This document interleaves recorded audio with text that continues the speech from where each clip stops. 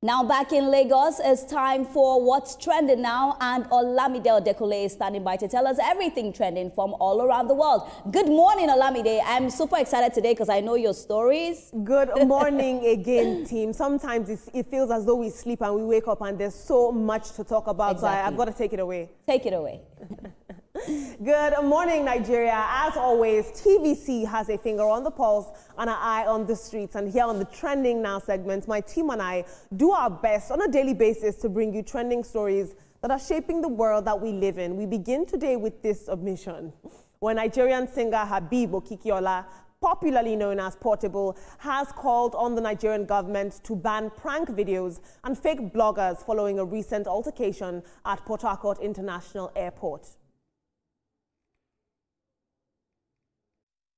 They'll visit you. They feel come prank till they die for your house. They feel come prank till they die.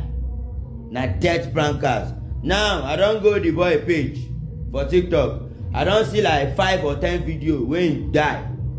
When he later wake up, he dey die. They will contact people go don't cry. Like 3 days, 4 days before he wake up. I see the.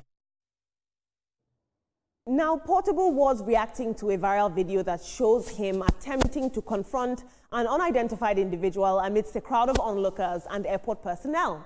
Security guards in blue uniforms can also be seen restraining the singer, pulling him away from the scene and towards a waiting vehicle in the airport's parking area. But this brawl has continued to stir a lot of reactions online because if there's one thing Portable does well, it's controversy. Let's take a look at social media.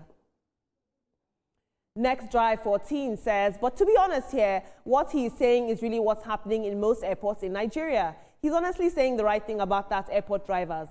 But for those who haven't been at the airport to experience how those drivers behave anyhow, you definitely won't understand his point and why he got angry at them. At Portable Baby, he's saying the truth here. Who would have thought we see the day Portable would say the truth? Oluwaseun Singh says, why must it be only you, Portable? Be careful. Team, it is our job to bring trending stories, and this was trending online.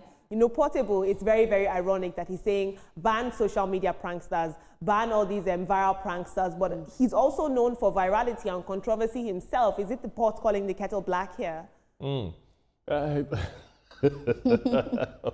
had to laugh first because when I saw the video, I said, come, aren't you going to change? Yeah. You know, what should actually go viral about Portable is when he sits down in a very nice manner and talks sense, not fight and do this and do that. He might be making a cogent point better. His way of doing it, he has to go back to controversy, fight, abuse, and so on and so forth. Well, that's the image he has, and I think it's doing him well. So go ahead.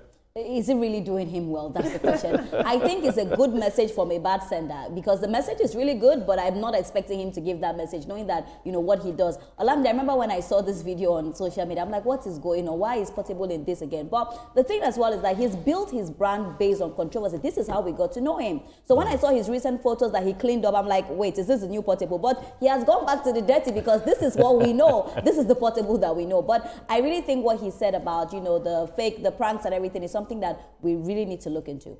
Yeah, it's just that we have pranksters who are going overboard, trying to prank a whole lot of people, and some of those things are quite distasteful. Yeah. There's some that, you know, you watch, you laugh. There are some you watch and then you are angry on behalf of the is it pranky or how do I put it? So Portable talking about it, we know Portable for who he is. If Portable comes out and then he's, you know, behaving, you know, portably, we would be like, oh, no, this guy is not going to trend, but it has to be controversy. So it has to be based on controversial issues. But one thing is that I'm as confused as what happened in the airport and what Portable is saying. I'm actually confused about both. Interesting to think that some people on one end of the country are focusing on Portable, and other people can't even get potable water to drink. Very interesting contrast. I'll take some more stories. Yeah. Moving on into the north, Kano State has deployed 380 marshals to combat phone theft in the state.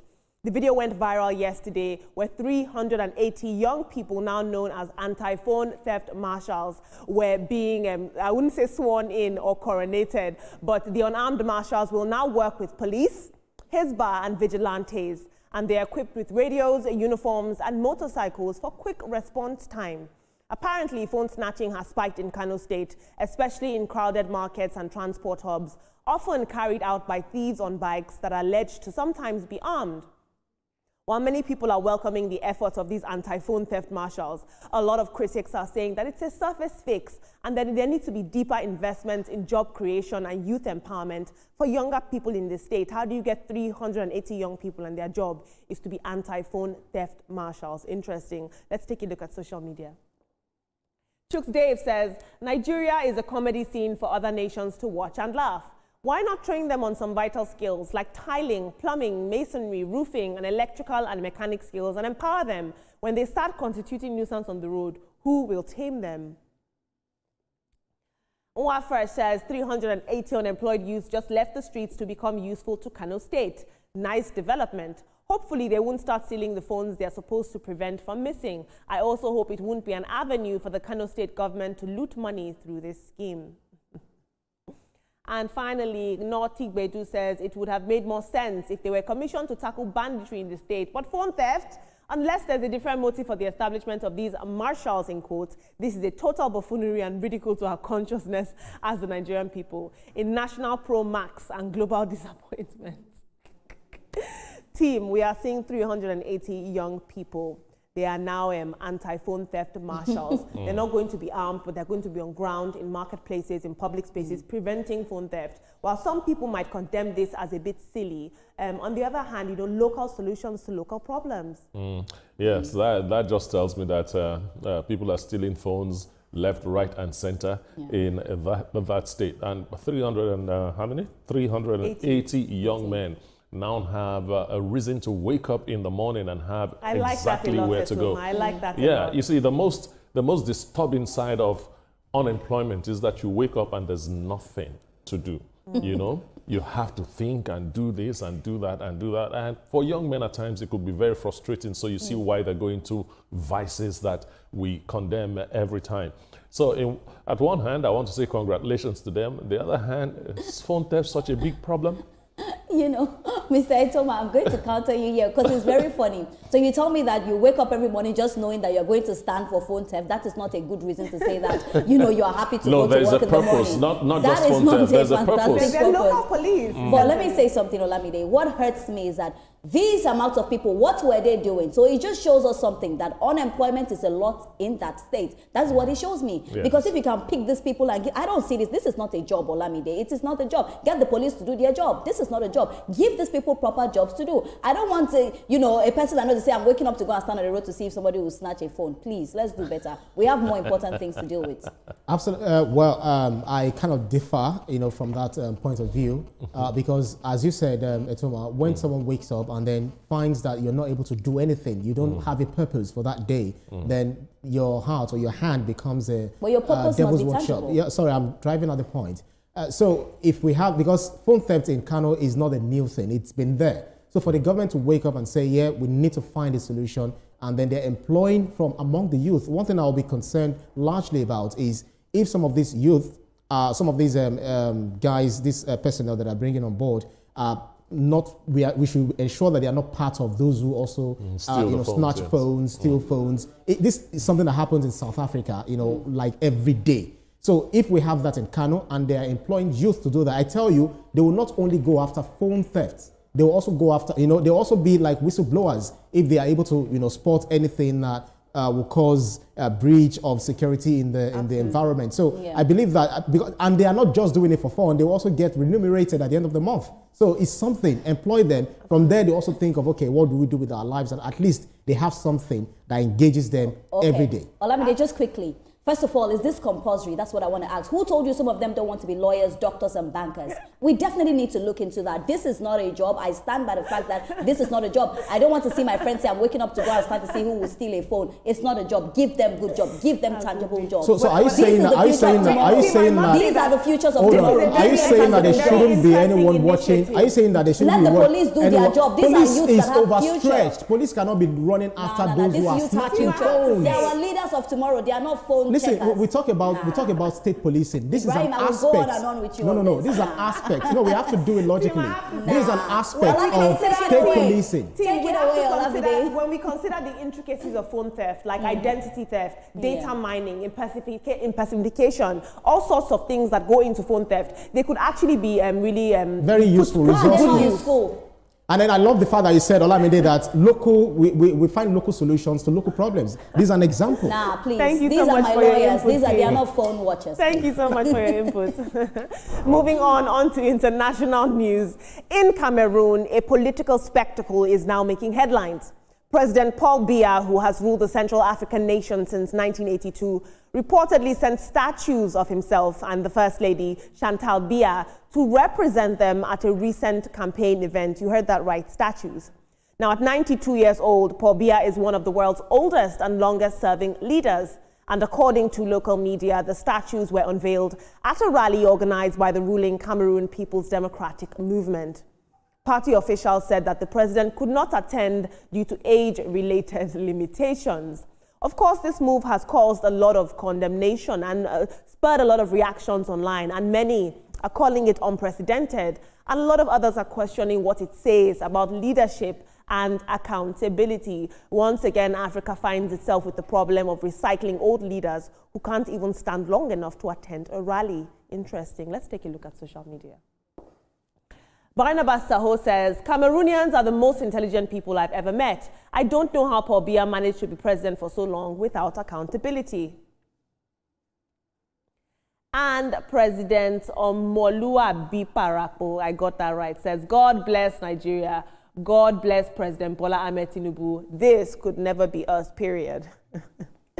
Team, I'm coming to you now. I don't know what you make of this. It's not enough that he's been in rule for decades and it's undemocratic, if you ask me. It's now, you can't even honor your constituents, your people, the people that you plan on serving as a president with your presence, because you are too old. Once again, Africa is at the mercy of old and recycled leaders who refuse to leave the seat of power.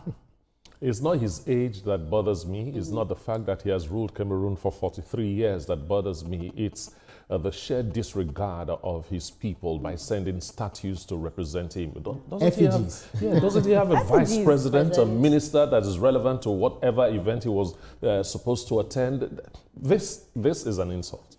This is a very big blow, and I'm wondering what is going on. If I were the people, I know what I would have done to the statue, but let me leave it there. We need, and Alamde, you said something that really made sense. We need African youths to participate more in politics, and they cannot do that by trying to check if phones are missing, just by the way. But we need more African youths to participate in politics, because these old people that we keep recycling, this is what we get at the end of the day. This is a big insult for you to send statues. I'm sure this cannot happen in Nigeria, because we know what Nigeria will do, Nigerians will do, so it can't happen in Nigeria, but this is really sad. Unfortunately, it can happen anywhere. Nigerians will finish this. No, it can happen anywhere. So one thing is, the sit-tight syndrome that we have among our leaders, not just in Africa, we also see it in other, countries outside of the African continent. But it's so sad where you have people who are perpetrating, this position as if there is no other person who can occupy that seat. Imagine sending effigies. This thing reminds me of farmers. If you go to farmlands where they are being disturbed by birds, perching on their trees, eating, rice farms, and then you have these effigies, mounted there, so they kind of make loud noise to chase people away. What this is signifying to the Cameroonians is that, look, Paul Biya and his wife, these effigies you're seeing, they are chasing you away from, rightful thinking. So it's left to you to, think of yourself, think for yourself, whether you want it back in that. I don't even know how they do this. Team, to get back to this position. I might not come into work tomorrow. I might just send my statue. I might just send a statue, pop it on the table. No, I would rather send my statue. Don't worry. let me take some more stories. That would be nice. Moving on into local and international news here, where a BBC investigation has linked a sextortion ring in Lagos to the suicide of 16-year-old American student Evan Butler. Now, Evan took his life just 19 minutes after being blackmailed through a fake Snapchat account posing as a teenage girl. The account was then traced to cyber criminals known locally as Yahoo Boys, who run sextortion and romance scams targeting Western victims. One scam, identified only as Ola, admitted using AI-generated identities and cyber rituals for protection. And unfortunately, efforts to track the group reportedly stalled after Nigerian telecoms firm Glo failed to retain key IP data that would help them in this investigation. As global pressure grows, Nigeria does face a tough challenge, unfortunately, cracking down on digital predators without damaging its international image. It's a very tricky one. Let's take a look at social media. Filippo Saga says, this is why no child should be granted full privileges to a phone and social media till they hit 20. And Aibam says, the hustling culture definition in Nigeria is obscene. People who illegally take from innocent people are applauded, while 9-to-5ers are called broke. That's how damaged we are. People don't think twice before supporting Yahoo boys. We are the ones at the receiving end. Team, I'm going to come to you, but we have to be very quickly because, you know, time is running out and we still have more stories to tell. This, you know, the data has shown that it was a sextortion ring in Lagos, in this country, that caused the death of this young man abroad. You know, we have a lot of people saying, don't demarcate Nigeria, don't demarcate Nigeria. We do a pretty good job of it ourselves. Yes, and you can have such criminals anywhere in the world. The important thing is that we have not updated our technology in Nigeria to be able to pinpoint groups like this. Yes, they have brought it down to Lagos, but okay, what about the individual group that's doing it? Somebody lost his life, and that's just one story. There are so many very bad stories that has happened that we do not know. Olamide, there are so many things that are happening each day and we do not hear of them, but I'm happy that this one came out and we get to talk about it. It's just so sad to see that when people do things, there are repercussions. This young, guy's life for no reason. It's really sad. You know, when I see people doing internet fraud, I know that there are different things that can be done. Like you can do other things than this. We feel like, oh, you can just defraud someone, but you enjoy that money and what does it do to the next person? Let's be human, please. So much stories to learn from this. One thing is, it's so sad. You know, you'll be so surprised that a whole lot of people always glorify these Yahoo boys. There are some ladies that I've actually seen, you know, even had some people saying that they can only date Yahoo boys when they know that what they are causing to other people's lives to enrich themselves is to make sure that these people either kill themselves, you know, go bankrupt, etc. We need to really work on our national, you know, morality, integrity, so that we don't paint Nigeria and Nigerians bad to the international community. May his soul rest in perfect peace. Thank you for your input, team. Yes.